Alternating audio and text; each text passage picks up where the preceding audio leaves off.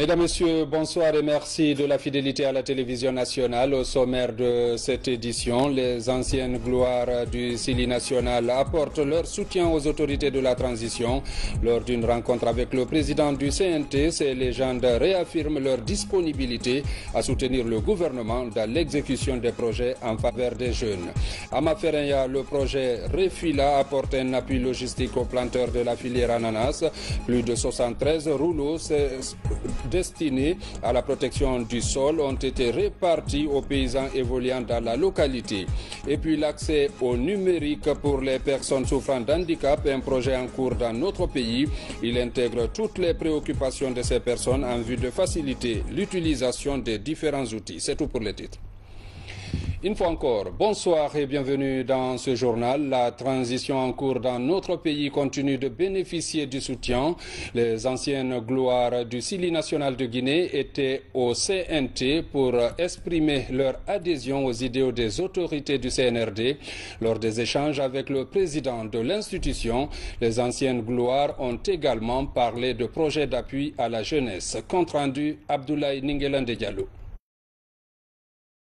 À travers l'organe législatif, ces anciennes gloires du Sili national de Guinée expriment leur soutien pour une transition inclusive et réussie. Face au président de cette institution, Kamfouri Silla et ses coéquipiers disent être engagés toujours à défendre les couleurs nationales au-delà du football. Ils comptent développer ici en terre guinéenne des projets pour aider la jeunesse. Aujourd'hui, nous sommes tous rentrés ici à Conakry. Nous avons quitté l'Europe pour s'en rentrer. Et c'est pour apporter notre expérience à la jeunesse guinéenne.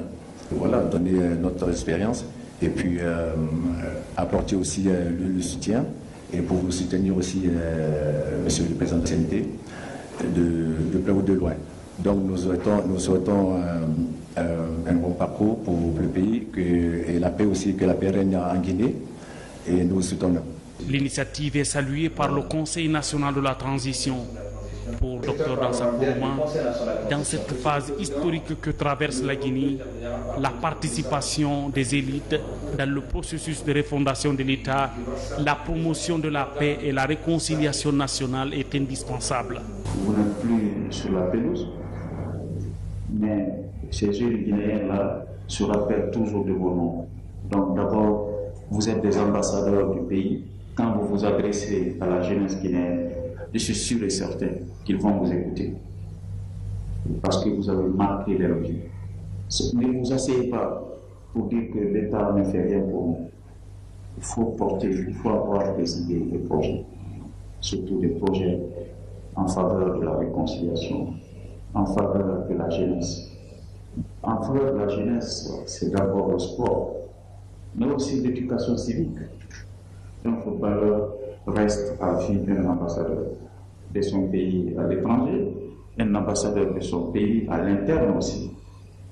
Donc nous avons beaucoup de projets à faire en matière de réconciliation nationale. Nous comptons sur vous. Nous allons réfléchir sur des approches et des actions qu'on pourra mettre ensemble pour que les Guinéens puissent accepter de se parler, de se respecter. La main sur le cœur, le président du Conseil national de la transition et ses hôtes ont ensemble entonné l'hymne national de Guinée. Intéressons-nous à présent à la route nationale numéro 1. Sur ce chantier, les travaux avancent. On parle de 70% de taux d'exécution. Les usagers sur cet axe routier sont réconfortés. Le constat avec Yaya Zaktonik Tunkara, Aboubakar Junior Kamara. Depuis le passage du gouvernement dans le cadre de l'immersion gouvernementale, l'intensité des travaux de construction de la route nationale numéro 1 se multiplie. Sur une prévision annuelle de 260 km, 206 sont déjà touchés, soit 70% du taux d'exécution. Un taux qui encourage aujourd'hui des centaines, voire des milliers de personnes qui voyagent à l'intérieur du pays. Des voyageurs qui apprécient la qualité des travaux et témoignent de leur soulagement. C'est formidable. Vraiment, avant, on dirait sur la route, ça fait au moins des heures. Mais maintenant, là, vraiment, alhamdoulilah, on apprécie le président. L'entreprise de continuer les travaux, parce que les travaux ne sont pas encore prêts à 100%. Entre Koya et Kindia, les sections difficiles sont déjà revêtues et les ouvrages d'art sont presque terminés. Un niveau qui a multiplié le trafic sur ce tronçon qui n'est pas sans conséquence sur la durabilité. De Koya à Kindia, donc sur à peu près 75 km, on a pu faire 70 km de route revêtue, c'est-à-dire route bitumée, plus le 1 km que vous voyez là, qui résout un grand problème pour la population en traversée de Kindia. Pendant les saisons de pluie, on avait des problèmes énormes pour traverser dans l'ancienne route là, qui se trouve à droite. Et actuellement, donc avec la route que vous voyez et le pont qui vient d'être achevé, donc le problème de la circulation de la traversée de Kindia, ça devient plus aisé, quoi. Il ne faut pas que la route soit coupée pendant les grandes pluies et la recommandation expresse du ministre des Infrastructures et des Transports. Sur la question, le chef de la mission de contrôle réitère l'engagement de l'entreprise à maintenir les travaux d'entretien tout le long afin de soulager les usagers. Actuellement, il n'y a pas de souci particulier, donc tout a été aménagé. Comme j'ai dit, les quelques points particuliers, on va essayer de l'entretenir en permanence. Il y aura des équipes pour apporter leur soutien si jamais il y a des problèmes sur la route. Le colonel Mamadi Doumbouya a appelé les Chinois. Avant, on faisait près de 5 heures entre Koya et Kindia. Aujourd'hui, ce calvaire est fini. Avec ce trafic intense et la pluviométrie élevée, chaque usager doit respecter la vitesse minimum afin d'éviter les accidents de la circulation, mais surtout les actes d'agression de la chaussée pour une durabilité de nos infrastructures. Volet agriculture, les travaux de réhabilitation des pistes rurales et de construction de 26 marchés de collecte et de démigros sont lancés en Moyenne-Guinée et en Haute-Guinée. Ces chantiers de promotion rurale sont financés par le projet pour l'agriculture familiale, résilience et accès au marché. Ceci pour fluidifier les circuits de commercialisation. Reportage Fodé Camara. À Dalaba, la commune rurale de Ditine bénéficie de l'appui du projet agriculture familiale dans son volet accès au marché. Sur ce site, non loin de la route, sera bâtie une plateforme de transaction des produits agricoles. Nous avons évalué et trouvé que, vu la démographie, il y a une sous-dimension des infrastructures par rapport à la population de Ditine. Donc voilà pourquoi le projet AgriFarm l'a mis dans son portefeuille, pour que ça puisse servir aussi de marché de collecte et qui va ravitailler aussi les marchés de demi-gros qui vont être construits à Douné et à Koyin. Si sur les 13 marchés offerts au Fouta, Ditine a eu un marché et le marché de Ditine fait partie des premiers marchés à construire. Ça, c'est grâce à la bénédiction de Sage. Je le remercie. Donc, qu'est-ce que cela va rapporter à ma population? C'est la richesse, l'autosuffisance, donc la liberté. Parce que quand et ça va s'agir l'oisiveté dans Ditine. Pour accroître les rendements et éviter les pertes post-récolte en milieu rural, pour cette phase pilote, 4 marchés de collecte et de demi-gros vont sortir de terre. À Ditine, dans Dalaba, Koyin à Tougué, Kinyeran dans Mandiana et ici à Mali-Yembérin. Une zone où les travaux de réalisation du forage du marché de collecte ont déjà commencé. Partout où nous serons, on va faire un pôle de développement économique. Comment un pôle de développement économique? Je vous ai dit depuis les bassins versants, on va aménager les bassins versants. 1 hectare de périmètre agricole, il y a 6 hectares de bassins versants. Les plantations pour protéger l'environnement et ainsi de suite. De ces bassins versants, l'excédent que les gens vont gagner dans les périmètres, ils vont prendre pour aller dans les marchés. Et tout le circuit va être accompagné. Les pistes qui vont relier ces marchés aux champs. Et au niveau de ces périmètres, il va y avoir des champs écoles. Ici, par exemple, là où nous sommes, il y aura 26 hectares qui vont être entièrement aménagés, clôturés. Tout sera clôturé, mais là-bas, surtout, sera clôturé pour le maraîchage. 26 hectares de maraîchage, ce n'est pas petit. Pour le suivi des travaux de construction des marchés jusqu'à la phase d'exploitation, une équipe multi-acteurs est mise en place. Ceci pour impliquer les communautés bénéficiaires dans l'entretien de ces infrastructures. L'approche est basée sur un développement d'une unité territoriale, donc cela permettra de développer la localité et tous les villages qui sont environnants. L'infrastructure en fait étant une infrastructure de marché, donc cela permettra aux populations bénéficiaires de pouvoir commercialiser leurs produits. Nous en tant que bailleurs, nous demandons à ces populations bénéficiaires de constituer les différentes unités de gestion qui sont là, les PMA, de se rapprocher de ces PMA pour assurer une gestion efficace de ces infrastructures, pour pouvoir les pérenniser. Nous sommes confrontés à d'énormes difficultés pour l'autonomisation des femmes.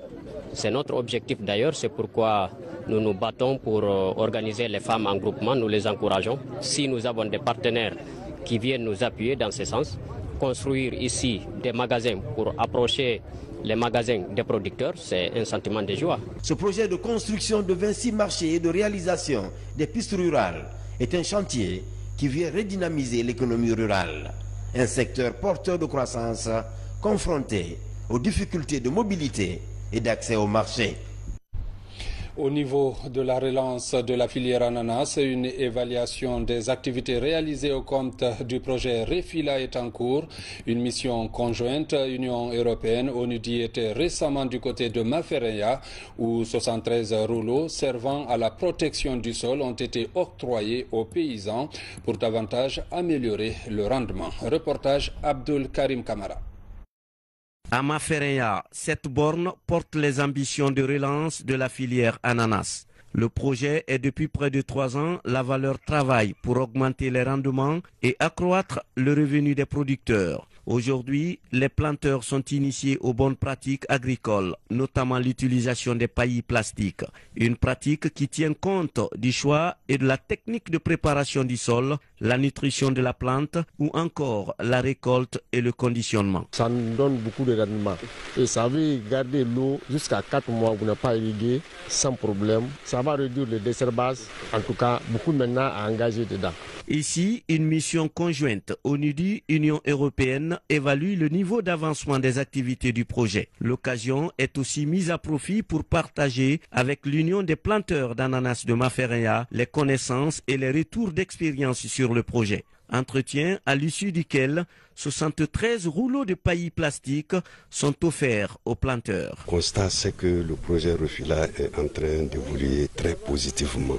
Nous avons mené des formations, nous avons fait des transferts d'innovation et les paysans sont en train d'appliquer aujourd'hui ces innovations. L'une des contraintes majeures aujourd'hui signalées, c'est le manque d'engrais spécifiques ananas.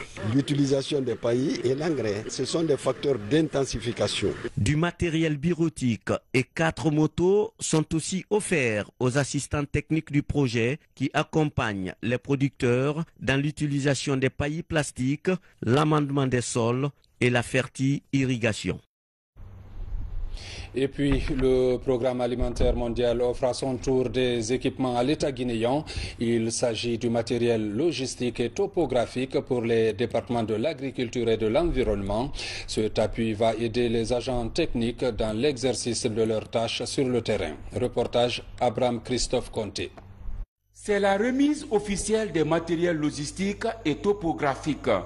Ils sont destinés aux services techniques de l'État, notamment le ministère en charge de l'agriculture et de l'élevage et celui de l'environnement et du développement durable.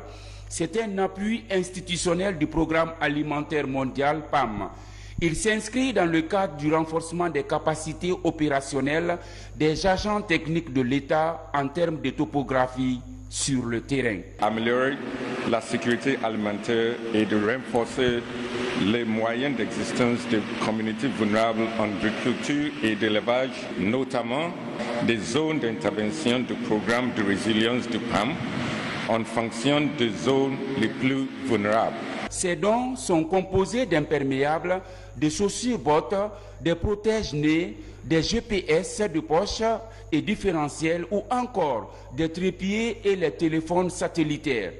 La remise de ces dons sera suivie de formation à l'utilisation de ces équipements. Ce sont les matériels qui viennent à point nommé.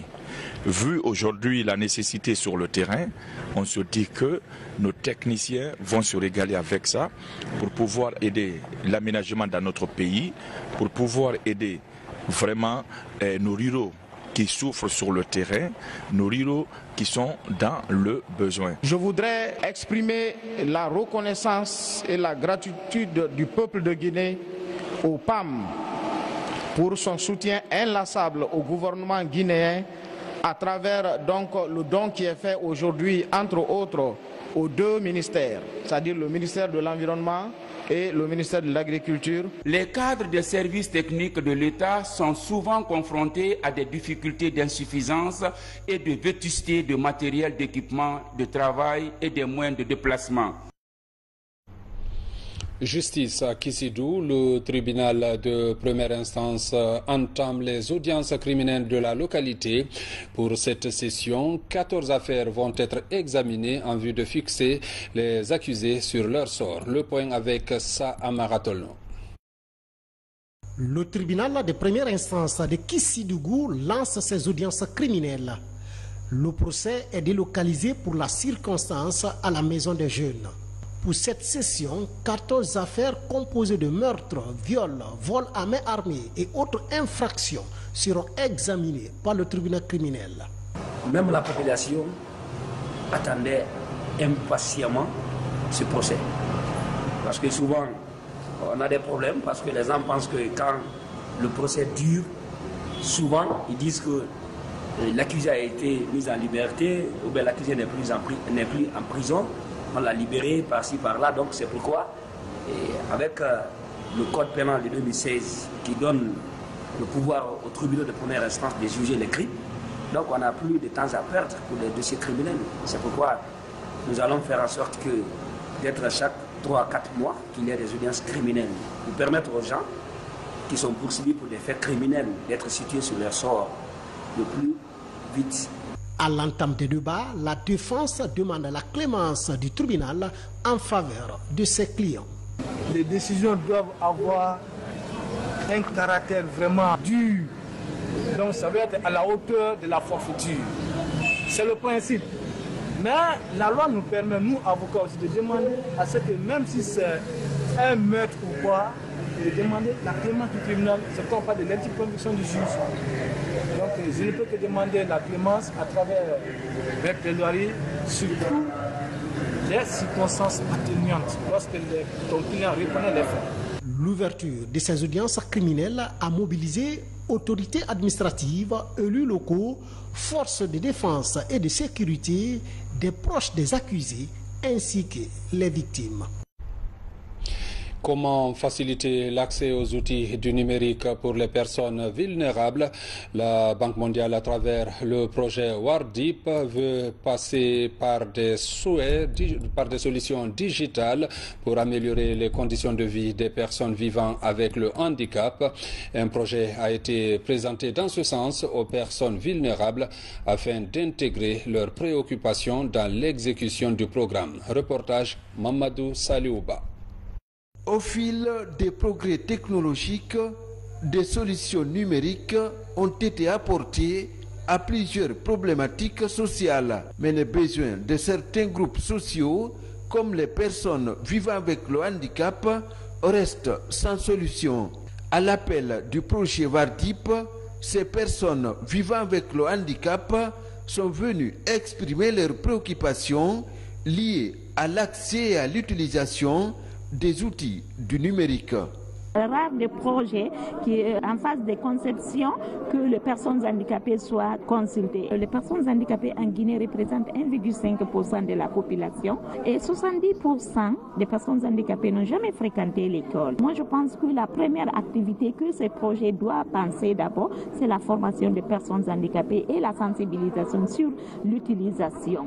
Le numérique, c'est la solution, parce qu'avec même l'aide du simple téléphone, on peut résoudre beaucoup de barrières auxquelles sont confrontées les personnes handicapées. Pendant plusieurs heures, ces personnes porteuses de handicap et les promoteurs du projet WARDIP ont échangé sur la possibilité de trouver des solutions digitales à certaines préoccupations des personnes vulnérables.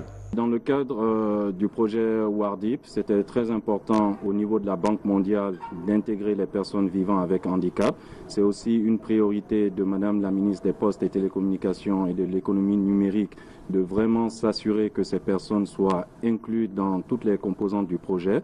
Donc nous avons pu recueillir beaucoup d'avis, beaucoup d'opinions et aussi beaucoup de commentaires que nous allons rapidement intégrer dans la phase d'élaboration du projet. Financé par la Banque mondiale, le projet WARDIP vise à associer les personnes vulnérables à la réalisation des projets numériques pour apporter des solutions à certaines de leurs préoccupations. Le Fonds de développement social et de l'indigence continue le processus de ciblage des ménages vulnérables dans le cadre du registre social unifié. Actuellement, du côté d'un Zérékoré, l'heure est à la sensibilisation des élus sur le processus en vue de faciliter l'éradication de l'extrême pauvreté dans le pays. Reportage Lancé Kamisoko, Mohamed Salioupaï, Lamine Diallo. Ils sont près d'une centaine d'élus locaux venus des collectivités décentralisées de la préfecture de Zérékoré à prendre part au coup d'envoi de la sensibilisation des élus locaux sur le processus de ciblage des ménages indigents. Véritable moyen de réduction de l'indice de pauvreté, le projet devrait toucher plus d'1 million de personnes en Guinée forestière. L'objectif recherché est la couverture totale du territoire national par le ciblage des ménages pauvres afin de doter de la Guinée d'un registre social unifié. Un outil informatique robuste qui est là pour enregistrer et suivre la protection sociale dans notre pays. La préfecture de Zérékoré s'est également engagée à promouvoir les messages et le programme de ce processus jusqu'à la satisfaction totale de notre communauté. Mesdames et messieurs, votre implication personnelle constitue une condition impérieuse pour l'aboutissement de ce projet. Avec pour objectif de soulager les couches vulnérables, le registre social unifié est vivement salué par ses représentants des communautés. Aujourd'hui, c'est un jour spécial qui parle de fonds de développement social et de l'indigence, parle de la prospérité du citoyen à la base. Et quand ça s'est fait, ça veut dire que le développement est jusque devant ou dans toutes les cases. Le registre social unifié est un projet du gouvernement de la transition dont le but est de réduire considérablement l'indice de pauvreté sur l'ensemble du territoire national. Il est piloté par la Direction générale du Fonds de développement social et de l'indigence. Mesdames, Messieurs, c'est la fin de cette édition. Merci à vous qui nous suivez du côté de Dalaba comme partout ailleurs dans le monde. Bonne suite de programmes sur la RTG.